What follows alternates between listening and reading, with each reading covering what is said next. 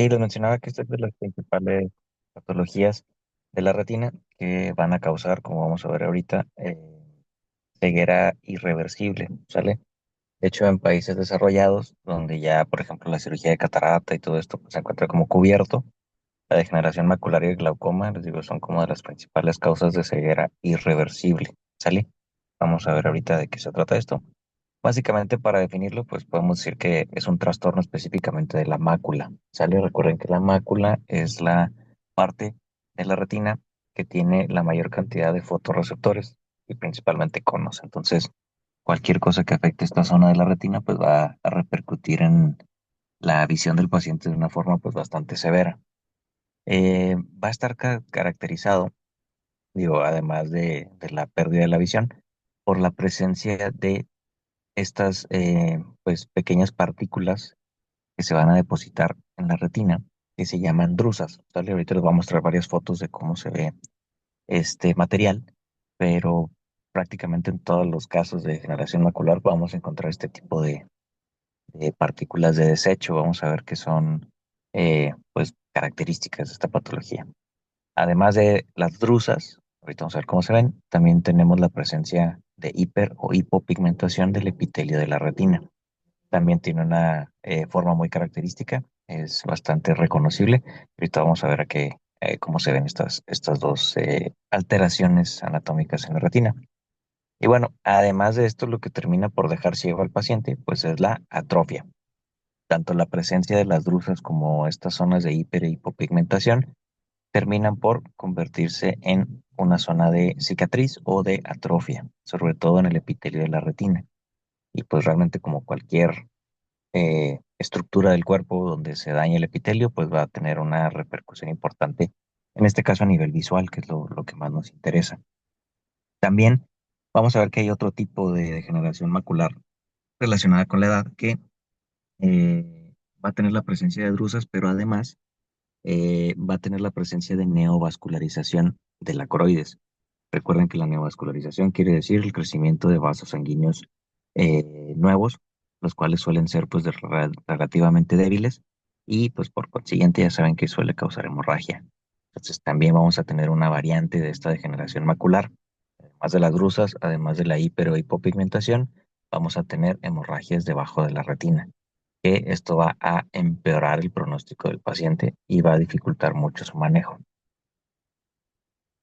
Entonces, de manera general, podemos decir que la degeneración macular, en sus dos variantes, que vamos a ver que es la seca y la húmeda, es la principal causa de ceguera irreversible. ¿Sale? Esto les tiene que quedar bien claro, es irreversible en países desarrollados. Cuando veamos retinopatía diabética, pues vamos a ver que en países subdesarrollados como el nuestro, pues la retinopatía diabética sigue siendo la principal causa junto con las cataratas, aunque en este caso, pues como pueden ver, es irreversible, ¿sale? Esto es lo difícil de este tratamiento.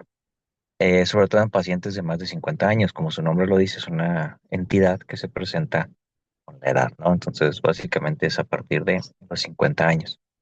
Más o menos el 30% de la población a nivel mundial va a tener más o menos, bueno, mayores de 70, va a tener alguna forma de degeneración macular. Entonces podemos decir que es una entidad pues bastante frecuente, es un 30% es bastante y va a ir en aumento. Recuerden que la pirámide poblacional en nuestro país pues va a comenzar a invertirse, entonces muy probablemente en algunos años este porcentaje vaya a aumentar porque vamos a ver más gente pues vieja y pues por consiguiente este tipo de patologías van a aumentar. Algo que está pues fuertemente relacionado pues con esto mismo es que es más frecuente en mujeres, obviamente porque las mujeres viven más, al menos en nuestro país. Entonces pues esto podría explicarlo de esta diferencia, ¿no? Epidemiológica. Y bueno, vamos a ver ahorita las diferencias entre la degeneración macular seca y la húmeda, ¿sale? ¿Qué factores de riesgo vamos a tener? Pues el primero, como lo dice su nombre, es la edad. Obviamente, entre más lleva el paciente, más riesgo va a tener de desarrollar algún grado de degeneración macular. Y los siguientes, digamos, factores de riesgo más importantes son la luz solar, el tabaquismo, muy, muy importante, y pues también el factor genético. Vamos a ver ahorita que ya hay algunos genes identificados que en ciertas personas cuando se expresan favorece la aparición de degeneración macular, pero en general algo que les puedo ir adelantando es que se está trabajando mucho para que el paciente pues intente como dejar de fumar. La verdad es que el tabaquismo sí acelera muchísimo el progreso de esta enfermedad, entonces pues suele ser algo que tenemos siempre presente, ¿no? Y le hacemos entender al paciente. Ahora, en cuanto a los factores genéticos, también se están haciendo muchos estudios al respecto y muchos tratamientos relativamente nuevos están intentando como pegar por este lado. Pero bueno, en general, un factor importante es este, ¿no? El genético y específicamente se dice que un familiar que tiene degeneración macular relacionada con la edad tiene 3 veces mayor riesgo de desarrollarla a lo largo de la vida, cuando obviamente pues, es un familiar directo. Y sobre todo este gen que les muestro aquí en la diapositiva, el gen del factor H del complemento, está muy relacionado con la degeneración macular. Y ya hay algunos estudios pues, algunos medicamentos experimentales que intentan controlar un poquito la expresión de este gen. No se ha logrado hasta ahorita, de lo que he leído, pues la verdad es que no hay avances significativos, pero pues se está intentando llegar por ese lado, ¿no? Genético. Va a haber otros variantes de genes que también al alterarse pues producen este tipo de enfermedad, que pues son los que les muestro aquí en la diapositiva. La verdad es que pues, no me gusta meterme mucho en eso. El que les puedo como dejar como ahí en la mesa es el factor H. ¿Sale? Esto es como lo más importante. Y se dice que cuando reúnen estos tres genes que se encuentran en la pantalla, básicamente podría explicar hasta el 74% de los casos de degeneración macular relacionada con la edad. El resto, pues obviamente son alteraciones, les digo, sobre todo relacionadas con el tabaquismo y la exposición a la luz solar. Pero en general les digo, esto es como lo más importante, ¿va? Ahora, fisiopatológicamente, esto pues es muy parecido a otras enfermedades que ya hemos visto. En general, el epitelio de la retina o el EPR es un tejido que desgraciadamente pues no se regenera, ¿no? Es susceptible al envejecimiento y la función que se ve alterada en este epitelio es esta función de fagocitar los desechos de los fotorreceptores. Ya saben que los fotorreceptores son los conos y los bastones. Bueno, pues como tienen una actividad metabólica pues muy alta, obviamente producen material de desecho, como prácticamente todas las células del cuerpo. La cosa es que el epitelio es como este encargado de recolectar y fagocitar estos materiales de desechos de los conos y los bastones. Obviamente con el tiempo y en esta patología, esta capacidad de fagocitar este desecho pues va mermando un poco, entonces básicamente se va acumulando. ¿Y qué es lo que ocasiona? Pues básicamente este cúmulo de desecho a lo largo de los años en la vida del paciente va a producir esto que se llama lipofuccinogénesis, perdón, este, que básicamente nos habla de la lipofucina y este material químico de desecho que se acumula es lo que nos va a causar la drusogénesis, que les mencionaba yo que las drusas es este material que podemos ver nosotros en el fondo de ojo que está muy relacionado con la acumulación de estas partículas. Y pues obviamente el cúmulo de la lipofuscina y las drusas nos termina por causar una inflamación local, que aquí es cuando activa el complemento. Y pues obviamente ya saben que el complemento tiene la capacidad de, pues sí, controlar cualquier agente patógeno, pero también pues daña el tejido circundante, que es lo que termina por pasar en este caso. Además de pues esta inflamación local y esta activación del complemento, hay un daño a la membrana de Bruch. Aquí les muestro esta imagen que me gusta mucho, en la cual podemos ver acá los fotorreceptores. Ay, perdón, pongo el láser. Tenemos esta parte superior en la imagen donde están los fotorreceptores, que son los conos y los bastones que, les digo, acumulan desecho y normalmente el EPR, que es estas células que se encuentran acá, son las encargadas de fagocitar este material de desecho, pero como pueden ver aquí se acumula tanto la lipofuscina como las drusas y esto termina por causar inflamación, activación del complemento y cierta hipoxia. Esto pues obviamente favorece mucho que la coroides, que son estos vasos sanguíneos, recuerden que están debajo de la retina, en ocasiones suelen como proliferar y generar obviamente factores de crecimiento vascular, se generan estos neovasos y terminan muchas veces por sangrar. ¿Sale? Esto es como de lo más importante para para la fisiopatología de esta enfermedad. Déjenme saludar la imagen, denme un segundo.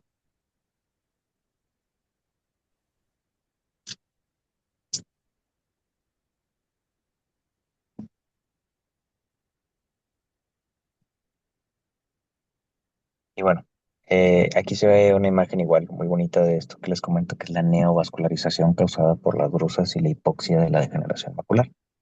Les digo, se acumula la lipofuchina, las drusas, se debilita la membrana de Bruch, que es esta frontera entre la retina y la coroides, se secreta este factor de crecimiento que se llama VEGF, que es Vascular Endothelial Growth Factor, y se forman los neovasos, ¿sale? Como pueden ver acá en la imagen de arriba, déjenme enfocar.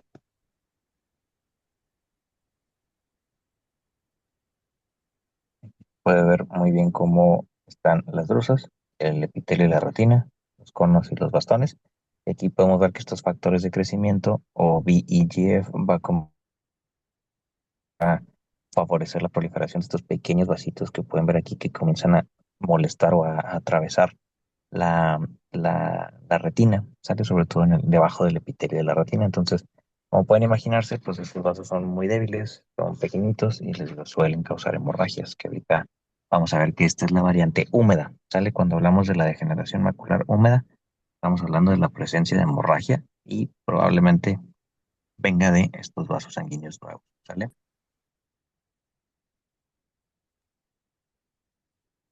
Ahora, ¿qué síntomas vamos a tener o qué síntomas nos va a causar esta degeneración macular, ¿no? Tanto en su variante seca como en la variante húmeda con hemorragia. Pues bueno, lo más importante y lo que nota primero el paciente son las metamorfopsias, ¿sale? Esto es súper, súper común.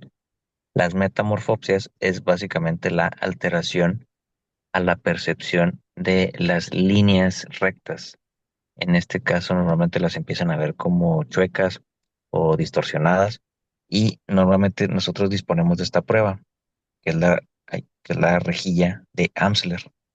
Básicamente funciona pidiéndole al paciente que se enfoque en el punto negro. Normalmente esta es la cartilla. Y un paciente que tiene degeneración macular con metamorfopsias va a decirnos normalmente que la cuadrícula la empieza a ver como un poquito chueca, que las rayas que se perciben, les digo, se ven como hundidas o como distorsionadas, que se juntan una con otra. Esta, este síntoma, les digo, donde ven las líneas chuecas, es lo que llamamos, les digo, metamorfopsis. Entonces, esto es un síntoma súper, súper común en la degeneración macular. Y les digo, es de los primeros síntomas que comienza a tener el paciente.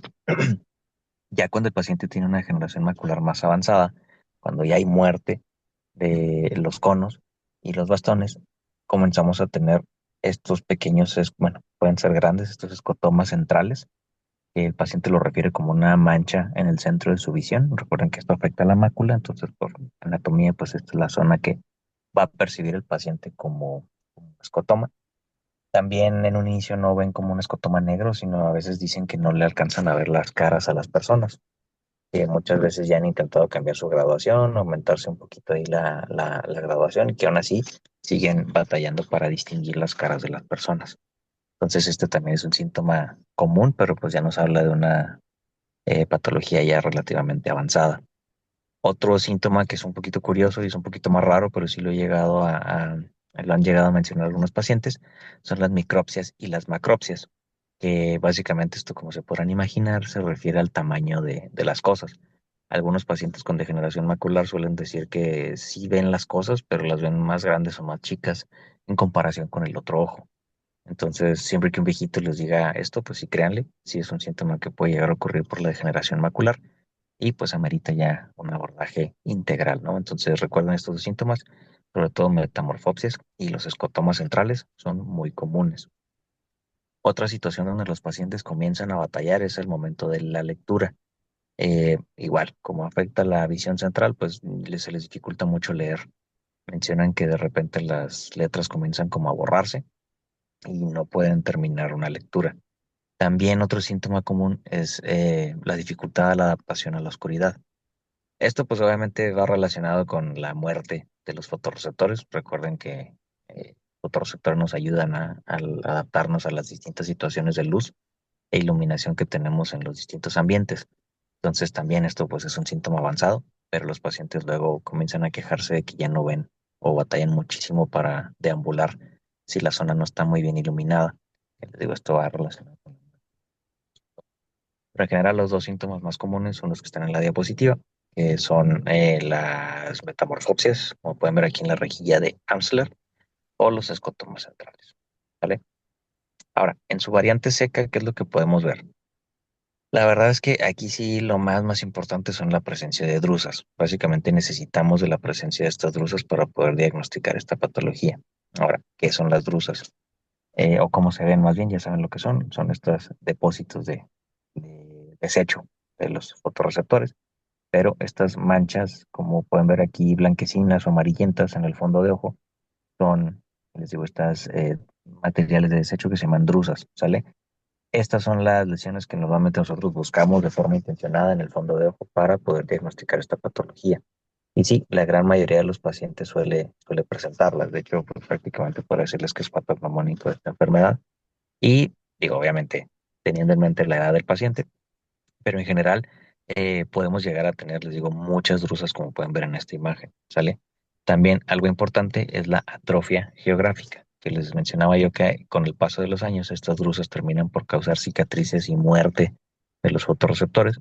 Entonces, estas cicatrices pues obviamente se ven igual en la zona de la mácula, como pueden ver aquí esta cicatriz en forma pues digamos como de moneda, que cuando lo vemos con el OCT o con el estudio de fluorangiografía, pues si se fijan nos transparenta mucho el tejido. Esto es lo que pues, realmente nos habla de una enfermedad ya muy avanzada. Aquí ya hay muerte total de los fotorreceptores y del EPR, lo cual pues obviamente condiciona muy mal la visión en el paciente. Pero les digo, el principal síntoma que podemos encontrar son estas. Normalmente en la clasificación que tenemos para las drusas nos basamos mucho en el tamaño. Podemos tener drusas muy chiquititas, como pueden ver aquí, de menos de 63 micras. Decimos que son drusas pequeñas. Y pues como pueden ver, tienen esta apariencia como moteada. Pues digo, la verdad es que de igual forma suele afectar la visión. Sí tiene peor pronóstico entre más grandes sean las drusas, pero bueno, les digo, nos ayuda mucho como a medirla. Podemos tener también drusas un poquito más grandes, que son lo que llamamos nosotros drusas blandas. Como pueden ver, son estas manchas blanquecinas, igual que tienden a confluir. También podemos tener estas drusas que pueden llegar a coalescer, que hacen tanto que se juntan unas con otras y pues les digo, esto favorece mucho la inflamación y por consiguiente la activación del complemento hipoxia y pues obviamente terminamos con estas cicatrices como la que les mostré en la clase, en la diapositiva pasada. Podemos llegar a tener este tipo de drusas que las denominamos calcificadas, que afortunadamente tienden a no progresar mucho, pero pues sí nos habla ya de una enfermedad de mucho tiempo de evolución. Si se fijan, comparando esta calcificada con estas de acá arriba, podemos ver que los bordes suelen ser mucho más definidos en las de abajo, ¿vale? Les digo, esto pues realmente es común, pero casi siempre las encontramos de tamaño como mediano. Suelen, les digo, coalescer, lo cual nos afecta mucho en la visión del paciente y sobre todo en los síntomas, recuerden la metamorfopsia. Este estudio que les muestro acá se llama fluorangiografía. Este estudio básicamente es una fotografía del fondo de ojo en la cual aplicamos un medio de contraste. O sea, es una radiografía contrastada, hagan de cuenta, en la cual podemos ver cómo el medio de contraste va fluyendo a través de la retina. Y obviamente en la zona de la mácula se acumula mucho el contraste porque pues, obviamente aquí ya no hay circulación y hay muerte celular. Entonces nos sirve mucho este estudio para, les digo, saber el estado y afectación real de la cicatriz en la mácula. Les digo, desgraciadamente es algo irreversible, pero este estudio, pues, les digo, suele ayudarnos un poquito. Yo la verdad no suelo pedirlo mucho, porque pues, ya saben que los estudios con medio de contraste pues, son bastante invasivos, hay pacientes alérgicos, entonces les digo, la verdad es que pues, lo usamos como una herramienta extra. La verdad, el estudio que nos ayuda más, pues es el OCT. Les digo, es lo que siempre pedimos. Pero bueno, estas fotografías, como esta que está acá, en la fluorogeografía con autofluorescencia, nos permite delimitar un poquito mejor las drusas. Como pueden ver aquí en esta imagen de fondo de ojo con autofluorescencia, las drusas pues brillan, ¿no? Como se pueden ver en esta zona, todo esto acá alrededor. Pero les digo, es más como una ayuda. Realmente aquí el OCT pues sigue siendo como el estándar para el diagnóstico.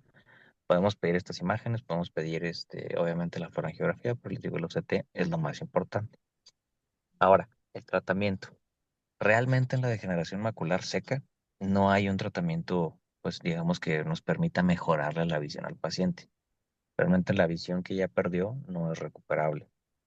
Lo que usualmente recomendamos es, pues obviamente, si hay un paciente que tiene algún antecedente familiar de degeneración macular, pues estarse revisando a partir de los 50. Y bueno, en dado caso de que detectemos una pequeña drusa o una degeneración que va comenzando, usualmente eh, adicionamos a la dieta del paciente estos suplementos, que básicamente es un complejo ya, pues hay varias fórmulas, la más común se llama MaQ Health, básicamente tiene vitamina C, vitamina E, luteína, zinc y cobre. Obviamente en estas cantidades ya son fórmulas que están patentadas y les digo, son vitaminas para la degeneración macular. Lo malo, pues es que obviamente son algo costosas. Bueno, ya han bajado de precio, pero igual suelen ser algo costosas y pues obviamente el paciente le tiene que tomar prácticamente el resto de su vida. ¿Qué beneficio nos otorga esto? Pues obviamente ayudan o disminuyen mucho el desarrollo de estas drusas y el acúmulo de lipofuchina, lo cual pues obviamente retrasa mucho la pérdida de visión en el paciente. Pero les digo, son complejos de vitaminas que pues, ya se tienen que tomar el resto de la vida. También obviamente tenemos que recomendar mucho el cese del tabaquismo, porque pues obviamente el humo del tabaco y los químicos que presenta el tabaco suelen empeorar y acelerar el progreso de esta enfermedad, así como también utilizar filtro solar. Les mencionaba yo que en los factores de riesgo están la exposición a la luz ultravioleta, entonces pues recomendar siempre el uso de lentes oscuros con filtro solar cuando el paciente se encuentre fuera de casa, pero en general es importante también hacer cambios generales en el estilo de vida. También un índice de masa corporal alto se ha relacionado con un avance más rápido de la degeneración. Entonces, básicamente tenemos que recomendar a la persona que cambie hábitos, ¿no? Que a esta edad lo malo es que suele ser difícil que el pacientito quiera cambiar de forma radical sus hábitos alimenticios, de ejercicio, tabaquismo y todo esto, pero es necesario si es que el paciente quiere conservar visión el mayor tiempo posible. Ahora, en cuanto al pronóstico, se dice que más o menos el 50% de los pacientes con atrofia geográfica, que son estas cicatrices en la mácula, y buena visión, pierden entre 3 o más líneas de visión, o sea, de la cartilla de Snellen, en 2 años. Entonces, pues es importante aquí recomendarles que, les digo, cambien el estilo de vida. Se dice que si el paciente no lleva un régimen adecuado y un cambio en estilo de vida, a los 4 o 5 años del diagnóstico, más o menos el 30% de los pacientes van a tener una visión peor de 20/200, que básicamente esto ya lo podemos considerar pues ceguera legal, ¿no? Entonces, con 20/200 el paciente prácticamente pues ya no puede manejar, ya no puede trabajar, ya no puede hacer sus actividades, entonces, pues digo, prácticamente queda como inhabilitado con ceguera legal. Oftalmología, pero así me voy en la compu porque ya entré en mi teléfono. Ay, este, creo que... No, espérate, trae Vale, prendido su micrófono.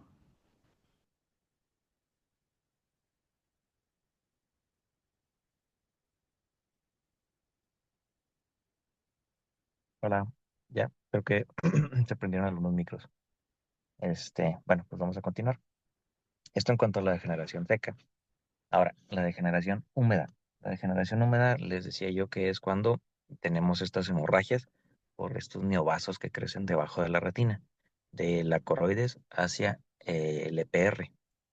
Esta es una variante pues muchísimo más severa, tiene una evolución rápida y pues obviamente confiere una peor visión en el paciente y pues les digo, desgraciadamente muchas veces suele ser bilateral.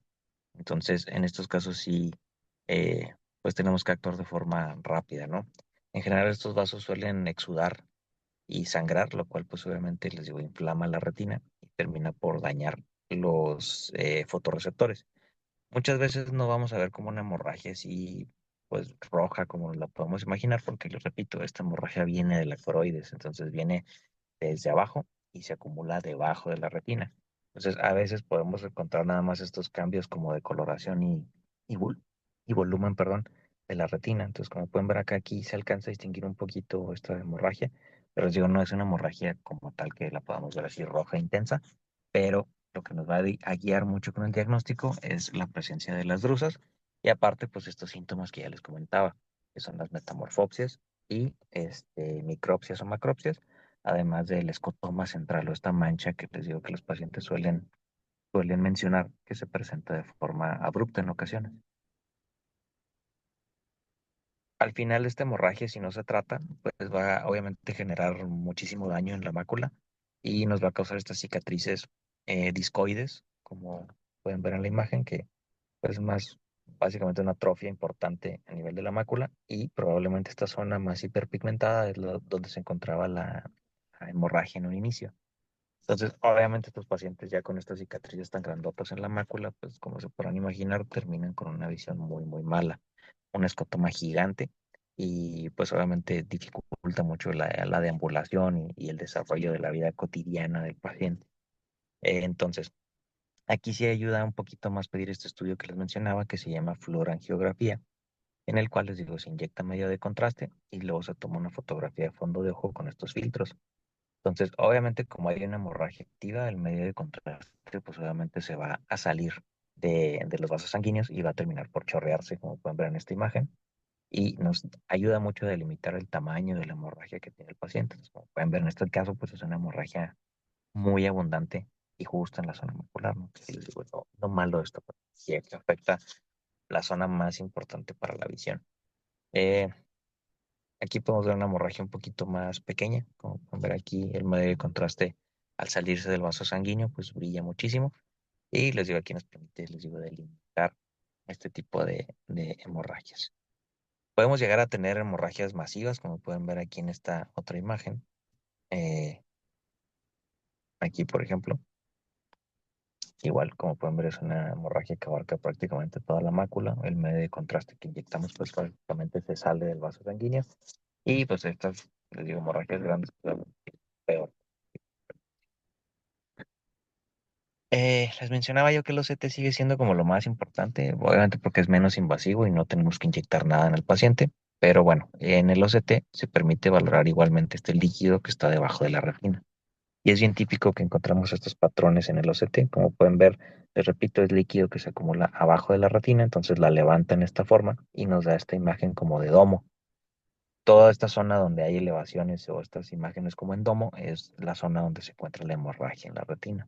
Podemos ver aquí también una hemorragia algo importante y les digo igual, nos ayuda como a darle pronóstico al paciente y saber qué tanto vamos a poder mejorar el tratamiento. Ahora, ¿cuál es el tratamiento? En este caso, pues como les digo, la degeneración macular no tiene cura. Aquí lo que nos vamos a enfocar en tratar es la hemorragia, ¿sale? Les mencionaba yo en la imagen de fisiopatología que muchos de estos vasos sanguíneos crecen a causa de que el EPR comienza a liberar el VEGF o VEGF, que es el factor de crecimiento vascular endotelial. Entonces, ya disponemos de medicamentos que actúan bloqueando directamente este factor de crecimiento vascular. Los dos que tenemos en México es el ranibizumab y el aflibercept. Ya están saliendo algunos nuevos, sobre todo el brolivizumab, que es como la molécula más nueva. Lo malo es que, pues, obviamente, como todo lo nuevo es muy costoso, pero en general los que tenemos a disponibilidad, sobre todo en el IMSS, es el aflibercept, ¿sale? Eh, ¿Cómo se aplica este medicamento? Pues es básicamente una inyección en el espacio vítreo, ¿sale? O sea, es como una vacuna para el ojo. Lo malo en esta situación es que si el paciente ya llega muy tarde o ya tiene una hemorragia masiva o muy grandota como las que les mostré, pues de todos modos, aunque logramos contener un poquito la hemorragia y revertir este crecimiento vascular, pues los fotorreceptores van a terminar por morirse, algunos. Entonces, les digo, entre más pronto detectemos este tipo de hemorragias, pues más pronto podemos aplicar estos medicamentos y salvarle visión al paciente.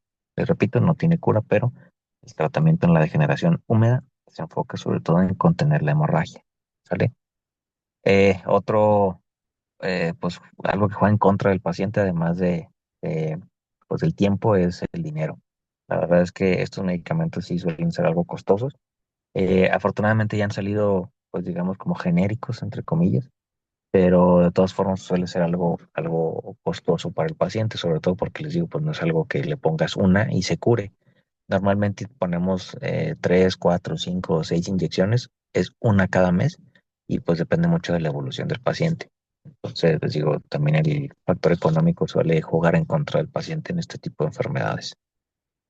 Más acá en México, porque pues desgraciadamente, eh, pues les digo, suele ser como algo bastante costoso y insostenible para muchos pacientes, ¿no? Al menos pagarlo de su bolsa.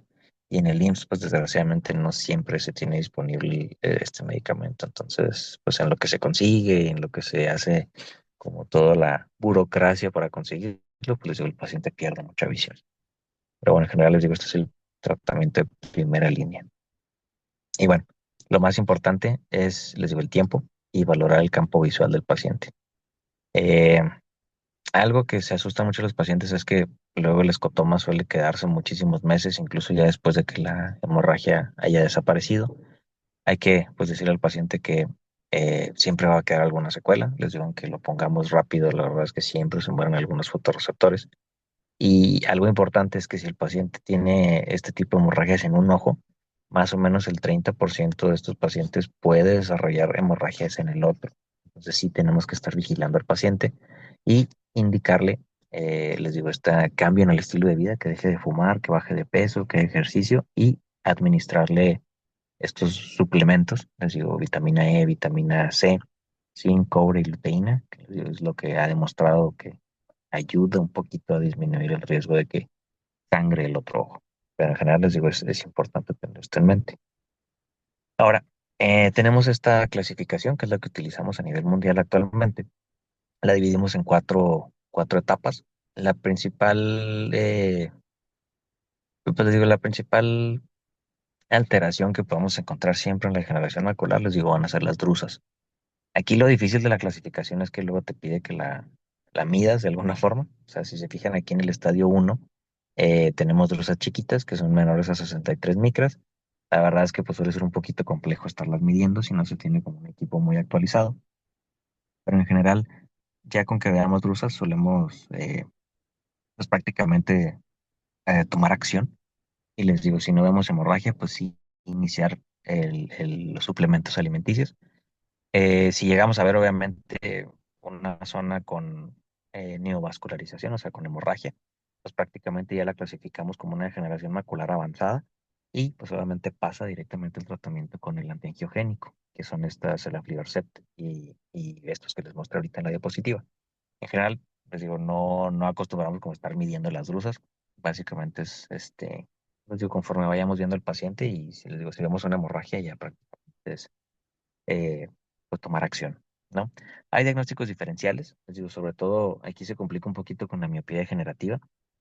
¿Se acuerdan esta clase que vimos en la que también había hemorragias en la retina? Pues es yo creo que los principales diferenciales que debemos de considerar. Hay otras enfermedades ya mucho más raras, pero yo creo que la miopía sí suele ser ahí un distractor, entonces sí es importante tomarle la graduación al paciente para saber si tiene algo que ver con la miopía, ¿no? Pero en general, la degeneración macular suele ser en pacientes mayores y les digo, casi siempre y para mala suerte del paciente es bilateral. En este caso, la miopía, pues les digo, casi siempre suele afectar un ojo, es raro que se afecten los dos, pero bueno, les digo, esto es importante en cuanto al diferencial. Y pues nada más, esto era lo que les traía para degeneración macular, chicos. La siguiente clase, pues yo creo que ya veríamos retinopatía diabética y glaucoma. No sé si tengan alguna duda de esta patología. Les digo, es sencilla en el aspecto de que digo, no tiene cura como tal, solo hay un medicamento que tenemos disponible y pues cambios en el estilo de vida y alimentación, pero les digo, sí suele ser bastante severa para la visión del paciente, sobre todo cuando es bilateral. Pero bueno, no sé si tengan alguna otra duda o pregunta. No, Doc, todo bien, muchas gracias. Pues muy Doc, bien, dígame. bueno, no del tema, es que hace poco en Derma vimos rosácea y nos mencionó sobre la rosácea en los ojos. Entonces, ¿cuál Sí. es el tratamiento? ¿De la rosácea? Sí, en los ojos. Pues, pues mira, pues no sé si recuerdan la clase que les di que bueno, que les mandé en audio. Ahí lo más importante es controlar este factor como, digamos, vascular que está presente en la blefaritis. Entonces, muchas veces lo que ayuda o lo que acostumbro dejar yo, por ejemplo, es la doxiciclina o la minociclina, que a pesar de que es un antibiótico, no lo usamos con fines de matar bichos, sino que estos medicamentos nos ayudan un poquito a controlar como este factor vascular en la rosácea. Entonces, yo en lo personal, digo, además de tratar el ojo seco evaporativo, la blefaritis y todo, vía oral dejo yo doxiciclina o minociclina. Eh, Casi siempre son de 4 a 6 semanas, dependiendo de cómo veamos al paciente, pero pues les digo, eso viene ahí en la clase que les mandé con audio. Ahí vienen los esquemas, pero eso es como lo principal. Les digo, el ojo seco, la doxy y luego la blefaritis, ¿no? Gracias, Doc. Gracias. ¿Qué les dijo la derma? ¿Ella qué deja? Pues que lo íbamos a ver en oftalmo, rosácea en ojos, porque con ella vimos rosácea, pues, en todo el cuerpo. Ah, ya. Pues sí lo vimos, fue la clase que les mandé con el audio de la doctora Alegría. Ah, Y que gracias. en una repasada. Pero ahí viene todo eso. Este, ajá, pero ese es el tratamiento. Doxy o minoxidil. Y bueno, pues no sé si alguien más tenga alguna duda.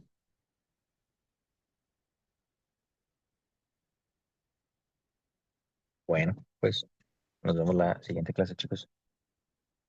Gracias, doctor. Hasta luego. Bye bye. Gracias, maestro. Gracias, Doc, cuídese.